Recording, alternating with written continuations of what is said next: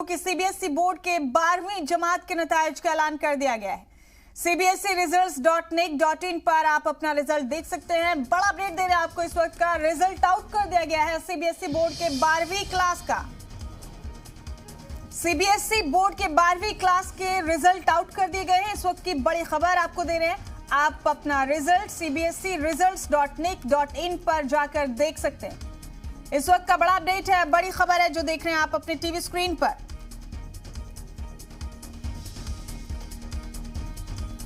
CBSE board के 12वीं class के रिजल्ट का ऐलान कर दिया गया है। 12वीं क्लास के स्टूडेंट्स cbseresults.nic.in पर अपना रिजल्ट देख सकते हैं। हमारे साथी शुएब रजा फोन लाइन पर बने हुए हैं। शुएब करेंगे। शुएब, सीबीएसई 12वीं क्लास के नताइज का ऐलान कर दिया गया है। मुंतजिर थे तलबा काफी वक्त से अपने रिजल्ट का और तजस्सुस भी था कि आखिर क्या नतीजे होंगे। जरा बताइए शुएब, क्या रहा इस दफा? देखिए, इस बार भी हमेशा की तरह लड़कियों ने बाजी मारी है। मुमताज और 94.54% लड़कियां पास हुई है। इसके अलावा अगर लड़कों की बात करें तो 91.25 जो रिजल्ट है वो लड़कों का रहा है, यानी कि लड़कियां ज्यादा पास हुई। और तिरुवनंतपुरम का जो जोन है वहाँ के जो बॉयज है वो टॉप हुए हैं।